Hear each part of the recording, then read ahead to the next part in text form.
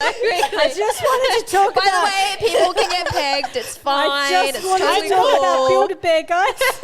I'm not anti-pagan. Build-A-Bear did this by putting Wingspan Matters on a shirt. That is true. This is their Build-A-Bear, fault. you brought pegging on yourselves. Yeah. See, that is the title.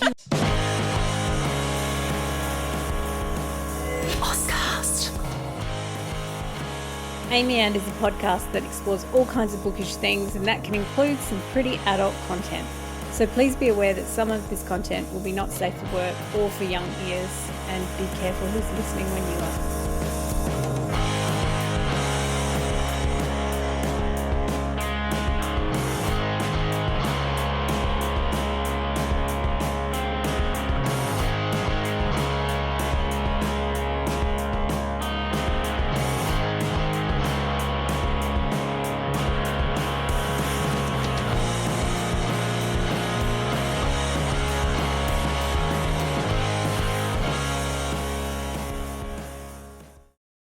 Welcome back to Amy and. I'm Amy, and I'm here with Payton Hogan. Hello. Justina Ashman. Hi. And Abby Guy. Hi.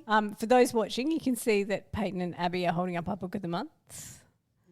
It is To Shape a Dragon's Breath by Moniquill Blackgoose, so get your copies now. Before we move on to the episode proper, I want to acknowledge that we meet on Kaurna land today, down by Karawura Parry, or the River Torrens, and we're on the lands of the Kaurna people, who have been sharing their stories here for a very long time, and we'd like to honour their storytellers and their elders past and present, and to acknowledge we're meeting on the unceded lands. So welcome everyone. We're back on Dragons today. Second week of Dragons. Mm-hmm. It probably can't get crazier, but I shouldn't say that because it's definitely going to now. We're going to be very sedate. Okay. When I told people we're doing a month on dragons, they were like, how? Yeah, what are you talking Real about? dragons, literature. They were like, how? And you said, yeah, I don't know how we're going to keep it to just 1 month. Precisely. There will be extra content.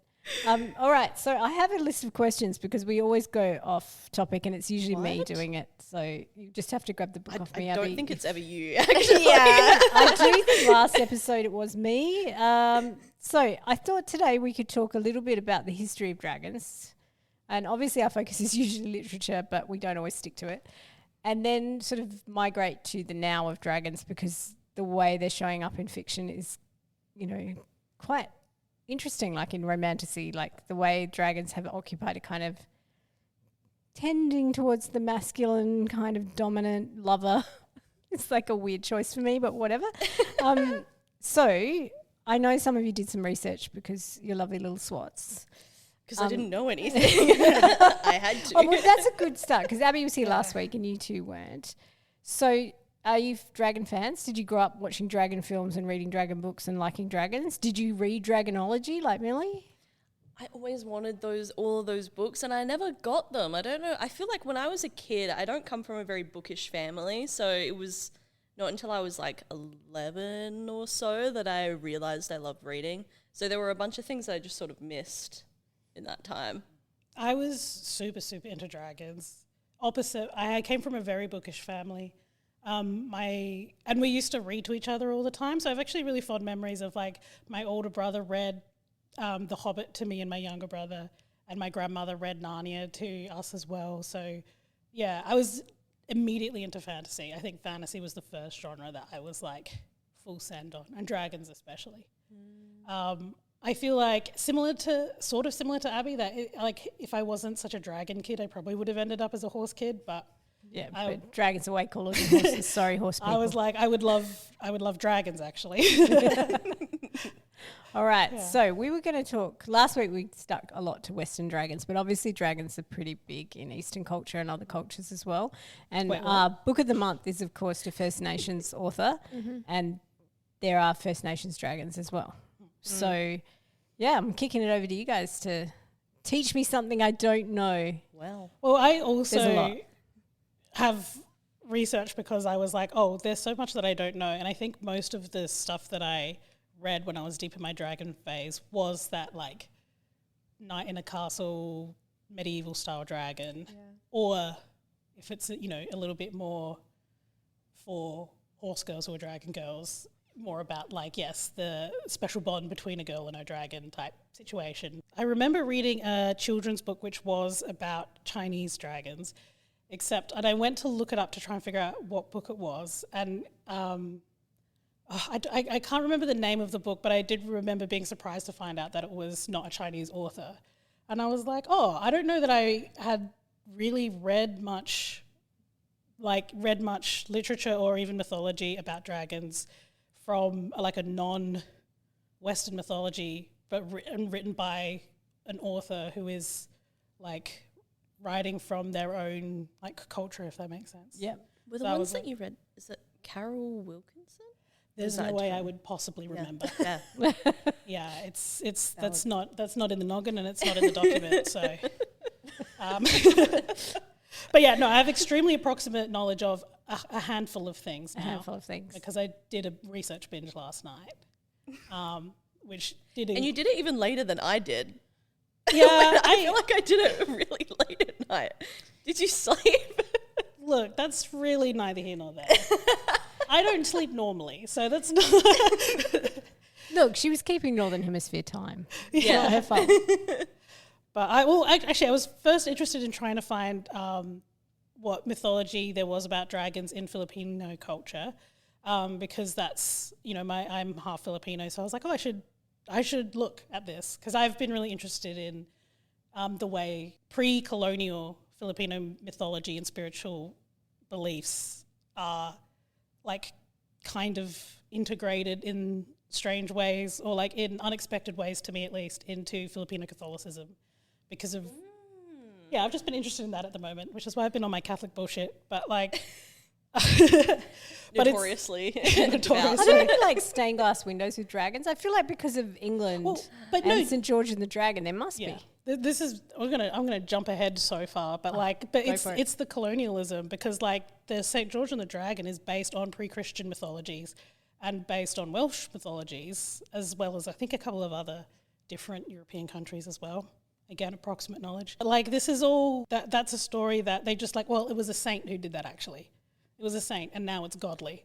And it's the dragon myth that I was reading into from the Philippines was the Bakunawa, which originates in a bunch of different, because there's over 7,000 islands in the Philippines, and there's there was so much trade through there from other Asian countries that there's a lot of bleed between different dragon mythologies and different from different belief systems and different cultures, which I think is actually really interesting. I found it interesting looking at this myth from Bisaya and Bicolana people, because that's actually my mum's people in the Philippines. That's where she's from. And then it's the main myth I found was about the dragon swallowing the moon, and that was emerging from the sea. So they're very water.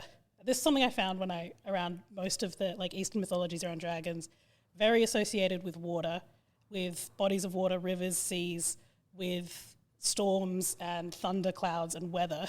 And which then relates them to harvest as well often. Yeah. And so in this myth, the dragon emerges from the sea and swallows the moon, and that causes the eclipse. And then the people have to make a lot of noise by beating drums and things like that to scare the dragon away and to get it to release the moon. And there's other different versions of it. In some of it, the dragon is in love with the moon. In some of them, the dragon and the moon are enemies, or nemesis. And in some of them, there's a myth of it swallowing 6 moons, and it's actually the 7th moon that the people managed to get it to release, but it had already swallowed 6. So it's it's very cosmic, and it's very tied to astrology and to lunar cycles and the calendar and things like that. So it's and as Abby said, harvest and planting seasons. So I was like, wow, this is really fascinating to me. So that's really interesting because it's last week we were talking a lot about the dragon as kind of an animal, right? Whereas this is about it being more symbolic and spiritual. Yeah, it's kind of, and then it's interesting because then it changes with Spanish colonization and Christianity, because it is kind of a god. It's kind of not necessarily benevolent or malevolent. It's like a force of nature in a way. But then it becomes a more common interpretation to see it as some kind of demon that's going to swallow you, that has a more black and white monstrous kind of role with the like spread of Christianity, because they want to align local spirituality with demons, with like to try and, you know, fight out paganism and get people on board with as they did as they Christ. Colonized everywhere, right? Yeah, like, I mean, including Wales. Like that's I have some Welsh blood, and they are not like, they don't see themselves as English at all. Yeah, I'm gonna say something that I have even more approximate knowledge of, but like Arthurian legends are like co-opted Welsh legends. Anyway, that's the English for you. Yeah, I know. Typical. It's such a tiny place. They really Love to were. get their mitts on stuff, hey? Yeah. Hoarding like dragons. They've got It was the their dragon self-insert character all along. Anyway, that's enough yapping from me. Let's pass it over to Payton. You done your homework, Payton? I know you have, because you were up late. I'm going to have to look at my notes, I reckon, because I also read an article. It's important to name it because it's not like I came up with all of this myself. The article... Whereas I did. Yes. A History of Dragons in Western Literature by Yvonne Xiao. You actually kind of left off at a perfect point, because it kind of starts with some of the earliest representations of dragons. I mean, some of the earliest ones in here are before they get to the Bible, but eventually you get to the Bible and there are stories. In the book of Revelation, Satan is a dragon and comes down to Seriously? punish everyone. Yeah. I had no idea. I've never read the Bible, but... Yeah. Sometimes I hear stories not on about it. my Like, I TBR, kind of want to right? read it just like, it sounds just for all the adventures. I think you can dip in and out, right? You don't need to read it cover to cover. And then you have to pick which translation. Which Can you hear the Catholic translation? boy in the background choking? Harry, it's okay. It's okay. I already know I'm going to hell. I'll meet this dragon one day. Next year we get Hell is Bible a study concept. month. All State the of more mind. reason to sin, basically. Right? The sea dragon. Right? I didn't even mean that in a dragon who sexual is, way. like the demon from hell is a romance character, but we'll get to that later. Yes. All right. So we got... Yeah. So yeah, Satan's a devil, and people used to write bestiaries and dragons would feature in them, but it wasn't always apparently very clear to everyone that these were fictional.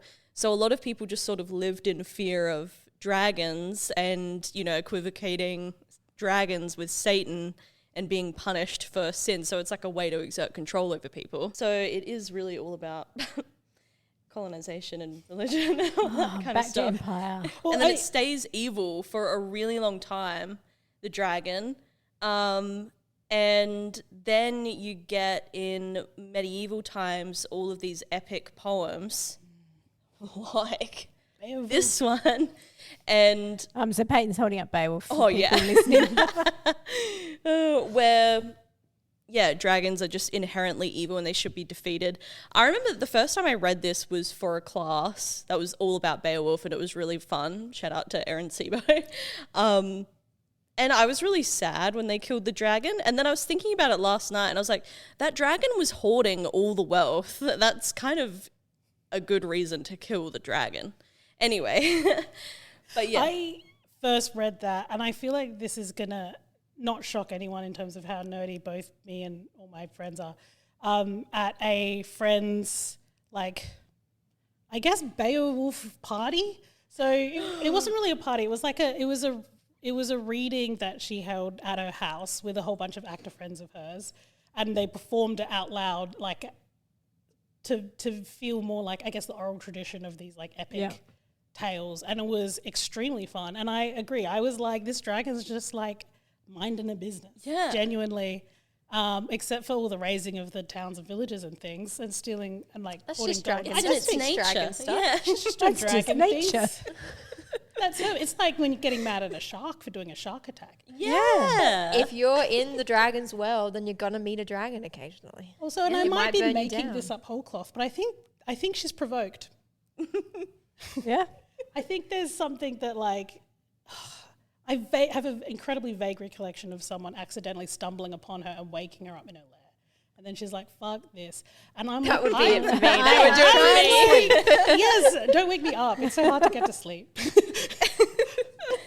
I think I also just didn't like Beowulf as a character, so I was pro the monsters throughout the whole poem anyway. Go the monsters. See, I feel like dragons, going back to you were saying they started out as evil and were evil for a long time in their depictions, is also a very Western, Yes. a very Westernized kind of image of dragons, because in the East, from my understanding of what I've read, in the East, they're often more benevolent and wise and protective kind of, and they bring harvest and they bring the rain. Yeah. That's what I tended to find when I was having just like genuinely a very surface level look at things.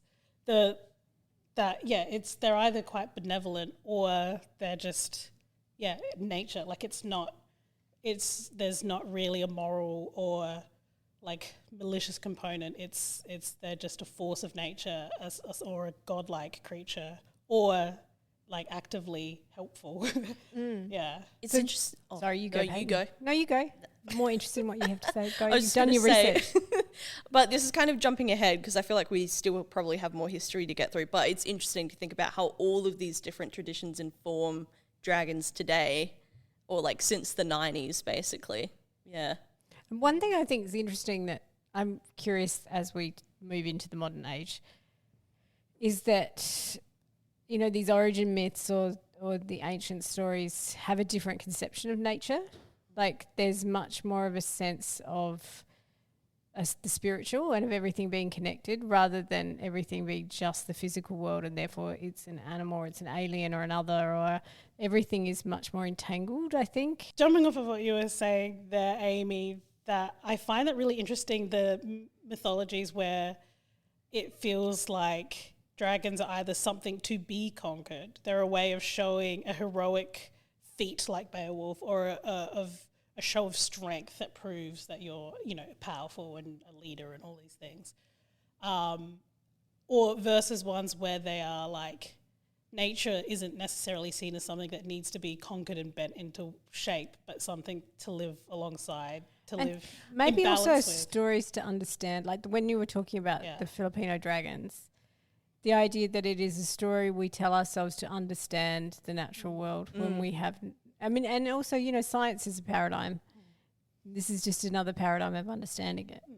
I feel like the slaying of this is going to be Yeah. really off topic, but like you were saying, like going off and conquering a dragon is a show of power. I feel like if you had Tinder when when dragons existed, the men aren't holding up fish; they're holding up like they're standing next to dragons. Yes. And the bigger the dragon, the bigger his dick is. Yeah. Because I feel like I misspoke before. Beowulf is not from the Middle Ages. It's from earlier, but there are like epic poems like that later, a little bit later in the Middle Ages, inform all of these stories of chivalry and knights slaying dragons. So dragons they're not huge features of the story, and they're not developed into any kind of belief system. They literally just are a prop for the knight to display power. So that is the knight holding up the dragon. Yeah.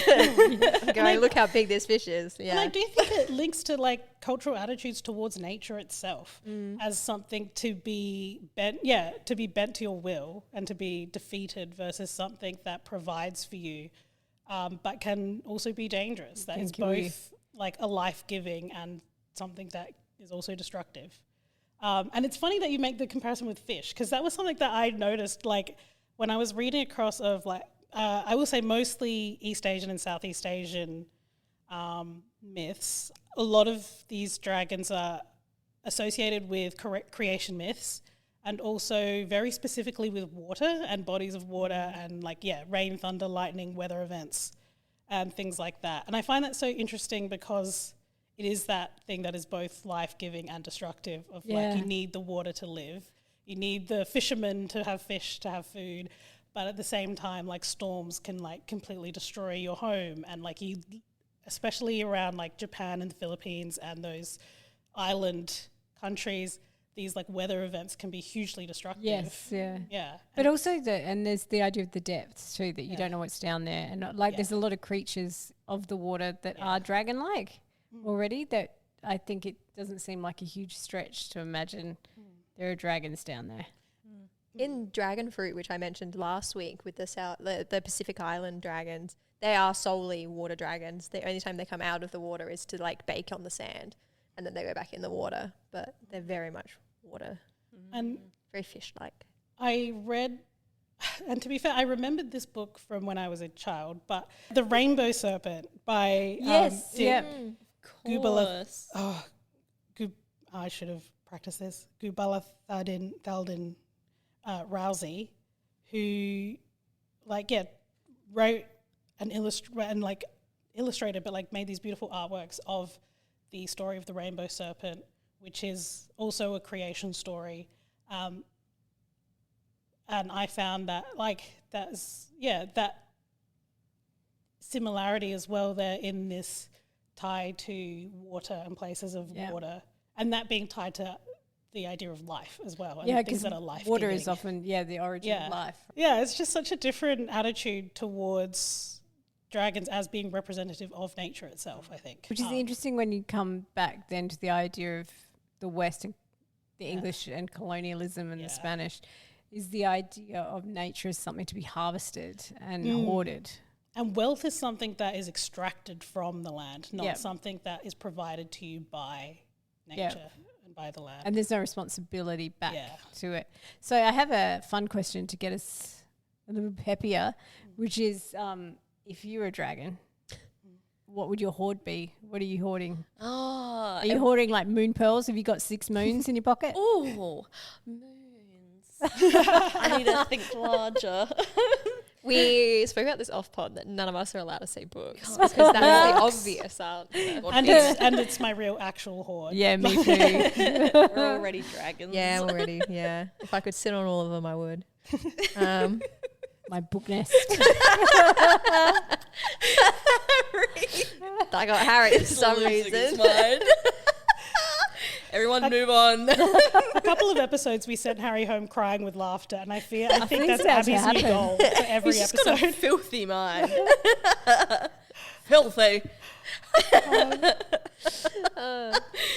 mean, mine's probably clothes after books. I have so many clothes. Yeah, me too. Yeah. Could I hoard But if you're a cat? dragon, what would you hoard? Yeah. You could Cats. hoard anything. Cats. Yeah. You just have a cat herd. Yeah. You'd have like a cave full of cats. Yeah, we all snooze together in the evening. That's adorable. What about those little novelty teaspoons that you get from Oh. traveling? Yes. Yeah. You are such a grandma. That is such a grandma answer. I have a bunch from my Yeah. nana. Yeah, you do. I can imagine you with the little wooden racks that people hang on the walls. Yes, and I don't know how to them. display them. I need to look into Yeah, it. they do. This is You the go cozy op dragon shopping. narrative. You need to go op shopping and find the old-fashioned wooden racks. You can hang them in. We have no spoons for our tea. Where are all the spoons for our tea? That does inspire me, though. dragon. It would be beautifully restored mid-century modern teak furniture. Oh my gosh. Oh my gosh. Would it be in a pile or would it all be displayed, arranged? Yeah, it would be arranged. I think I'd hoard interesting people to stop me getting bored. Oh be my like, god. That's Kidnapping. and they're just in now. cages and you're like, are you interesting?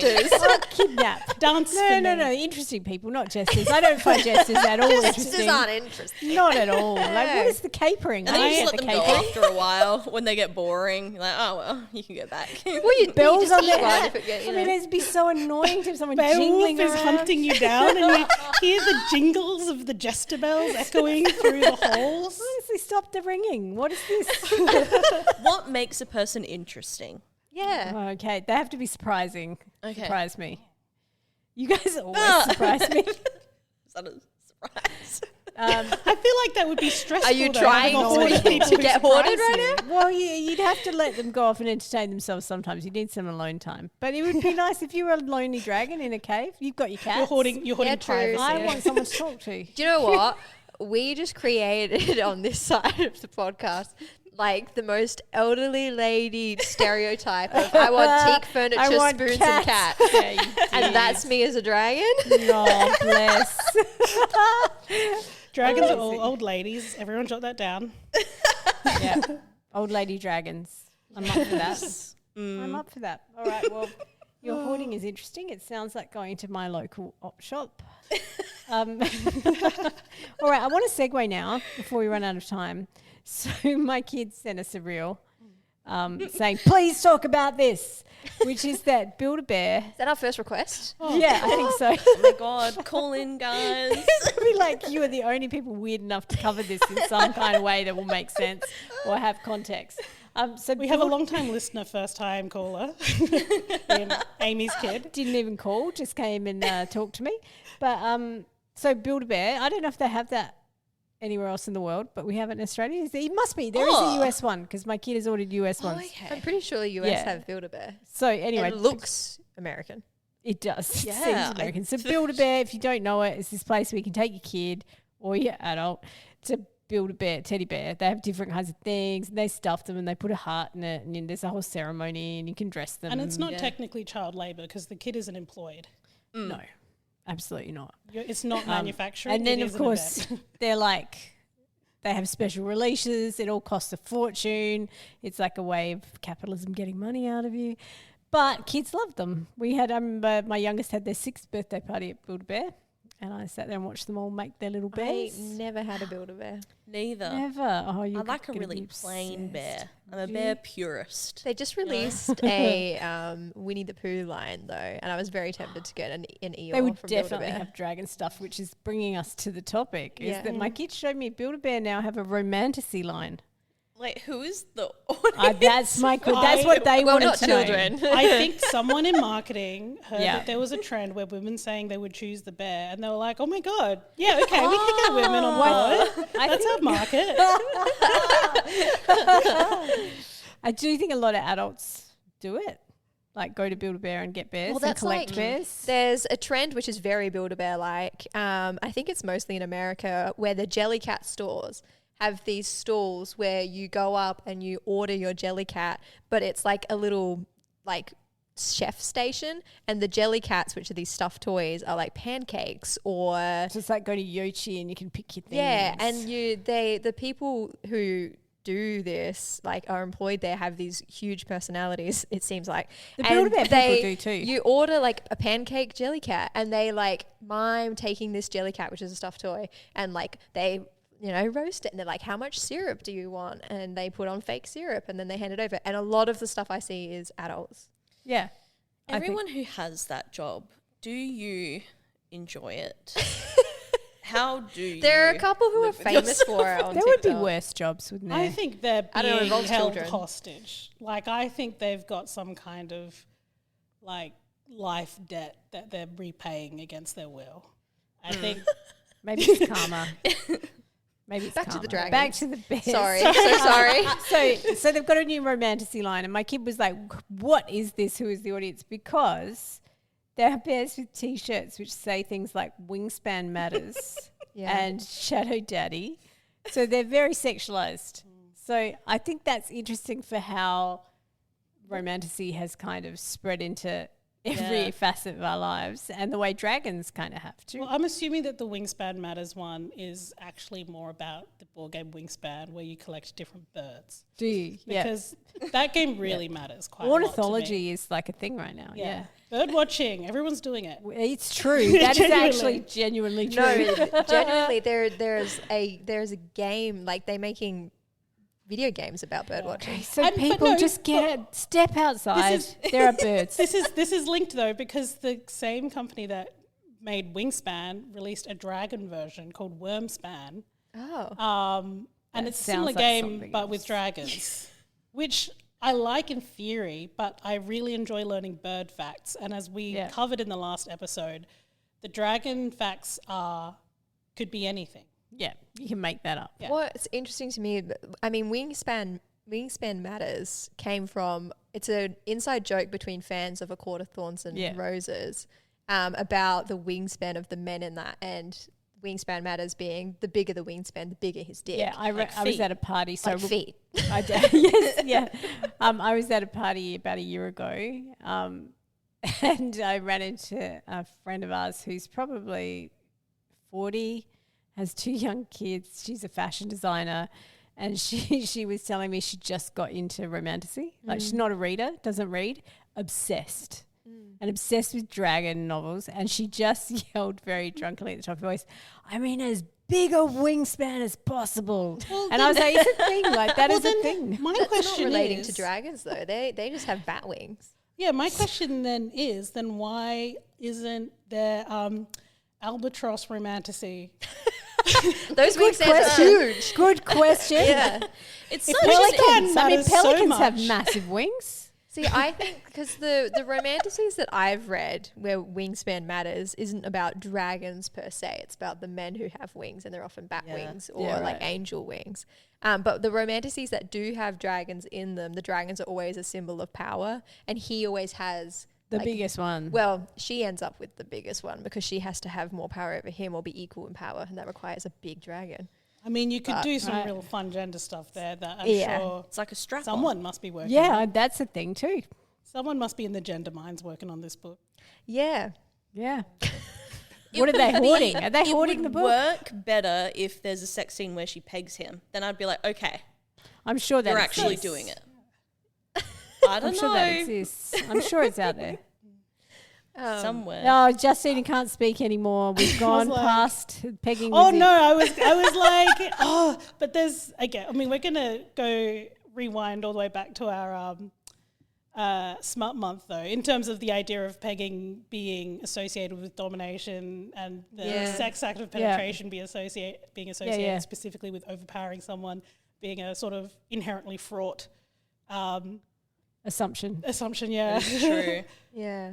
But it's like the But men deserve to get pegged. That's fine. They can Enjoy it, everyone. dudes. It's it's 2026. People can enjoy.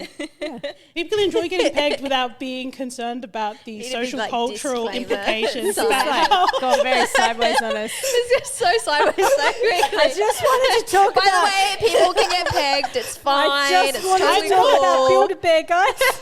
I'm not anti-pegging. Build-A-Bear did this by putting Wingspan Matters on a shirt. That is true. This is their Build-A-Bear, fault. you brought pegging on yourselves. See, that is the title. If you would like to sponsor this episode, please We're super sponsorable. Our email inbox is open. All in, I was just trying to say that I feel like dragons are more a symbol of power in the same way that yeah. penis size is. In Yeah. It's this not even really such a symbol, is it? No, it's not. This allows me to pivot us back to the really fun topic and sexy topic of colonialism. Because another thing that I found really interesting is the way that people, like, in some ways, like, you can, like, connecting with the, like, dragon mythology of your culture can be a anti-colonial act. It can be a way of going back to, like, a pre-colonial mythology to better understand, Just holding up our book of the month. Yeah, here, exactly. If anyone would like to get reading. And then, but dragons are also often very colonial symbols. They're associated with emperors, with royalty, with England. power, with military. Yeah. I was reading that a lot of Japanese, like, World War II armaments, like submarines and rockets and airplanes, are named after dragons. And a lot of countries will have dragons as a national symbol and will be on their flags and on their military insignia and things like that. So it's an interesting tension where, like, dragons become a point of community identification in resisting the, like, homogenization of, like, a Christian colonial mythology, and at the same time are, like, weaponized as symbols of power and conquering. It is like the problematic nature of pegging the patriarchy. Yeah, in exactly. that way. Yeah. It's interesting how many of those kind of empires have symbols of creatures that don't exist, right? Like unicorns and dragons. And kangaroos and emus. I Yeah, they reckon don't like exist. all the early leaders were like, I meant we need to, empires, make- we're like the settled colony. Yeah. I reckon the early leaders were like, we just need to make something up really scary and convince them that it's real. Like, this place has dragons. We need to come up with something else, guys. What's scarier? A unicorn. Yeah. A unicorn. It's a horse, but it has a horn on its head, and that's terrifying. Maybe Because wings. then we get back to pegging the patriarch. Yeah, exactly. Full circle moments. It's the phallus. This really has gone sideways. I'm not sure how to get back. You can't bring up penises, okay? Are there any? I don't think she did. I don't think I have mentioned a penis once No, until this now. this is the problem with the Build-A-Bear bears in having They wingspan don't have matters. Because penises. wingspan Yeah. matters is bringing up penises. Yeah, and Which bears have no genitalia. Yeah. Those This is an Build-A-Bears. interesting problem in Bears in general. So No really, when genitalia. he's wearing well, pandas I'm sorry, are having I'm still problems. pivoting it. Yeah. There haven't even been any fireball shots yet. What's happening? Okay, the sexual stuff in dragons. Like, so, okay, you're saying they're operating as a symbol, like they're dragon riders, but there are shifters. But why do you think the dragon particularly is lending itself to kind of hypersexual stories right now? I That wonder. is true. I wonder if it is related to that symbol of power, because we've talked I think multiple times on the podcast about how often like romantic heroes or romance heroes in general are like large and big, even if they're like sweet like and cinnamon rolls. There's a That's a level choice of, they're making to be sweet, but they could be tough. if they yeah, wanted. or there's if it's not being physically large and powerful, there's other elements of power at play in the dynamic. If you look at really early like dragon fiction as well, where dragons are positive, and McAffrey novels are really well known for their dragon content. But in that, the men ride the dragons, and the female dragon's purpose is to procreate, and the woman in it is to bond. Yeah, so there's so much like essentialism in those novels, in my opinion. I feel very strongly about them. I find them very misogynistic. Sorry, and because she's not allowed she can't ride a dragon. It's a man's job. So does she never? I mean, we haven't read the whole. I read series. the first book. I haven't read the rest, but she's set up to be this very important figure in that she can bond really well with dragons. And then you find out that only men ride dragons, and the whole Why? novel, she ends up like, in a romance with the man. So why can't women ride dragons? Like, is there like some protective force field that like knocks you off? That would make sense to me as I'm a world. going to look this it up, up. Yeah, I need the It reason makes to. sense to me as a world setup if it's like mirroring cultural. our world, but as a story, I feel like, I mean, maybe if I read it as a kid, I wouldn't notice things like this, but if I read it now, I would be upset if she didn't eventually Get on the dragon. get on a dragon. Like that would justify it. Yeah. I also wonder if there's like, I mean, I find it really interesting how, like you touched on this a bit last week as well, that like there's not really, a canonical dragon. Like there is not the one symbol that dragon means, because, when dragons are associated with water and stuff, they're often associated with like life and creation and fertility, which is frequently associated with women. And at the same time, like there's such a slippery symbol and like slippery figure. Unless you're Tolkien, he was adamant that they were all evil dragons. True. But that's one dude. Man, what happened to him as a kid? What dragon was a bastard to him that he hated them all so much? He just loved Beowulf and felt like that's the dragon. Yeah, that's right. That's it. That was the initial trauma. Yeah. Set it all off. The dragon would in Beowulf. Poor Beowulf. But no, that's so upsetting to me that that's the premise of that book. But would be interesting to pick apart. Yeah. It's interesting. She was like, because this was part of the article as well, it was talking about how after the Middle Ages, dragons kind of disappear from literature for a really long time. And then someone has this quote, I might even be able to find it. So dragons disappeared post-Enlightenment and with the invention of the novel, even with the rise of the fantasy genre. So fantasy existed, but dragons didn't really appear. It was all like witches and stuff like that.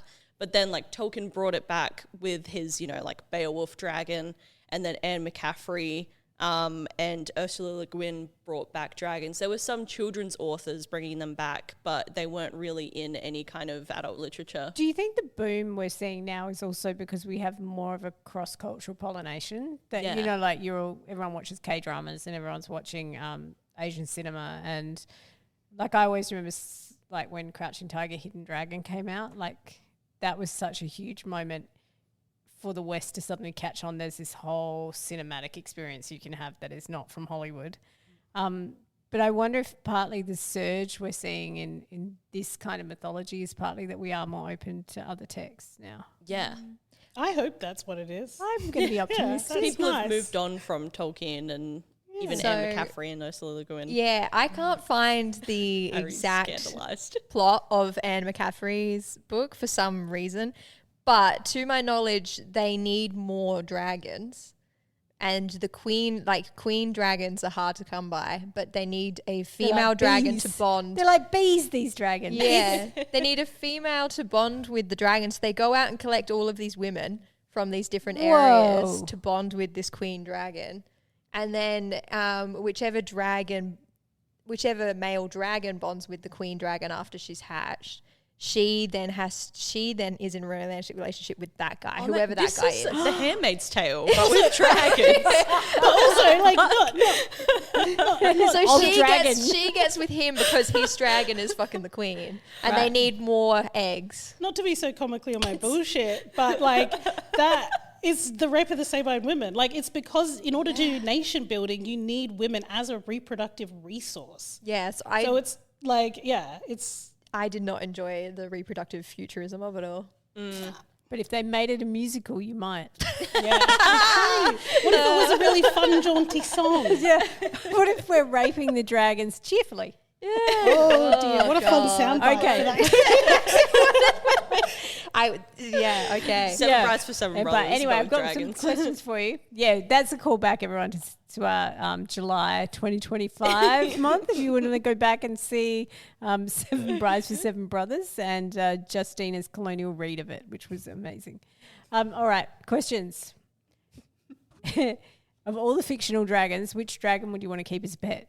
Well, maybe this is just because Mushu is at top of mind. I don't think he's a pet because he's a person, like he's a being, like It's okay, a my person. cat is a person too.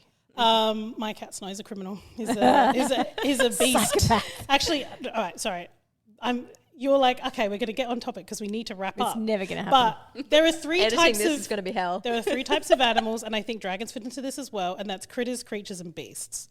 Those are the three types of animals. I think humans are those too. Yeah. yeah, Yeah, we're beasts. humans are animals. And my cats, I've got a critter, a creature, and a beast. I've Right. got one of all kinds. I think Yeah, I Mushu think would I've be got a great creature and a because he beast. can cook bacon and eggs. Ah, nice. His ability to cook is incredible. He's very crafty, and I think a really good friend. So that would be my Yeah, pick. nice. I, as a pet, would want, this is going to be so basic. I really like Toothless and How to Train Your Dragon because I feel like he's extremely cat/dog-like. He's very funny and humorous. So he'd fit in with all the cats in your cave. Yeah, exactly. Yeah. It was modeled after a cat, and I love that. Nice. I'm going to pick Puff the Magic Dragon because I wouldn't be like Jackie Paper. I wouldn't abandon the dragon. No, I can imagine that would be true. Yeah. Yeah. And what about yourself? I just don't know enough dragons, I don't think. I was thinking Mushu as well, but also I really like Falcor from Neverending Story, which I said last week. Yeah. I loved the colour of his scales, that iridescent kind of colour. And then his Yes. fluffiness and his ears were I like my also- beagles. It's cute. I also think Haku from the Ghibli film Again, another would be dragon an that's a person. incredible, A dragon that's a person that's also a river. Spirited Away. Yes, thank you. And then the next one is, which dragon would you want to sick on your enemies? Oh, Ooh. I've got a connection here, and I promise it's a real connection. So we were talking off pod about how when last episode, when you all invented the world where every animal is dragons, I was really torn about the idea of owning a dragon because I love birds, but I don't ever really want to own them. Although putting them in a cage is awful. I like them being able to be out and free. So there's that aspect of it. But I do think magpies are dragons. This is something a friend of mine made a zine about, and I was like, you're so correct. And magpies are the dragon that you would sick upon your enemies. I agree with that. I could sick a magpie on people. They're pretty intense. Yeah. They'd You want be to like vindictive as annoy well. the hell out of that person for the rest of their life. Oh, yeah. Yeah. I would sick one of the Game of Thrones dragons. Yeah, I was going to say, if they I need to just get definitely- rid of them altogether, probably probably. I was going to say Barney, and then I realised he's a dinosaur. Well, this is dragons. Why are you sticking Barney on me? I think Barney is so annoying. It would be great to stick him on your like a enemies. jester A in dinosaur dinosaur. form. In a big puffy costume. Barney with bells on. This is another thing, though, right? I think that dinosaurs are just dragons, or dragons were just dinosaurs. I Only always one really assumed. exists.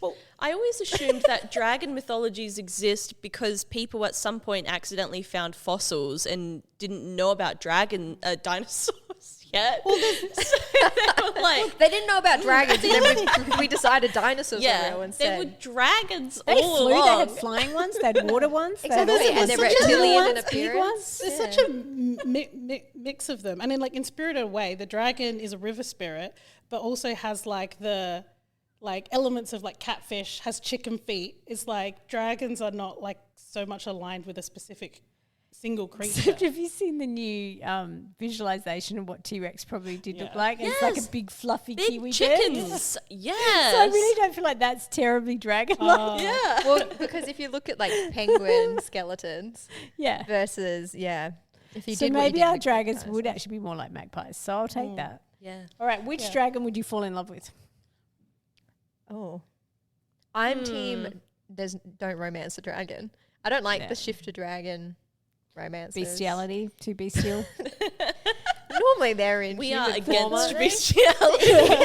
That's going to put This it out there. episode's got some fucking Inanimate bangers. objects, fine. Bestiality, no. We are an anti-bestiality So pod. they have to shift into human Is this what you form. expected, Amy, when you wanted like to work I on the don't brand? know. I didn't quite think it would go this way, but I'm going to throw back to our watch of Dragonheart. I don't know that I would be interested in romancing a dragon myself, but I think it was pretty impressive that the dragon in Dragonheart had such a large polycule of humans. yeah. Yeah, Oh my God, that's so true. They were all in love. Deeply. Yeah. That's Yeah. a good one. That's a nice place to end it.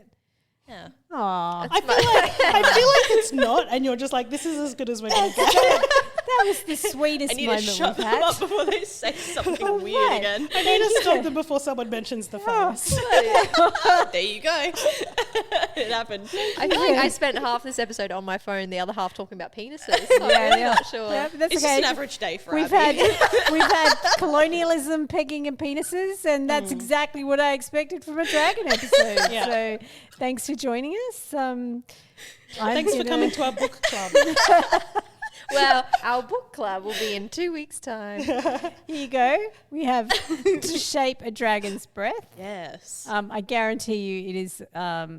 There, none of the gross stuff from today is in the book. There will All be the good stuff and colonialism. none of the... None There of is colonialism. That is the link. I will let you take it from there. But it's a really, really interesting book, and we can't wait to talk about it in a couple of weeks. We have an interview next week. Do we announce it now, or do we surprise people? Oh, We can announce We can it. announce Probably it, yeah. announce it. Yeah. Just going to make sure I get the right one.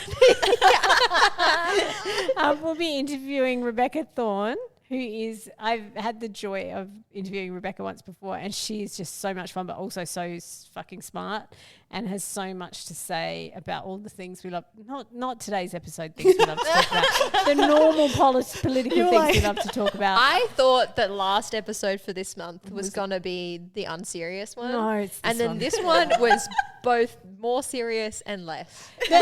we need also not only mics but cameras on our producers, because you can see that they've given up. They're crying. They're both crying. They've literally given up. There's They're like, there's tears. nothing to do. And we're like Nothing to do half an about it. hour overtime, so we're just going to wrap it up. Do give us some feedback on what you think of the episode, because however you think of this will determine whether I ever allow Abby to pick a topic again.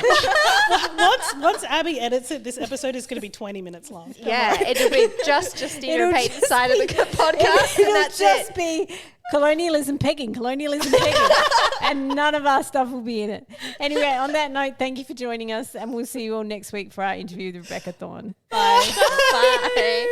Oh my God.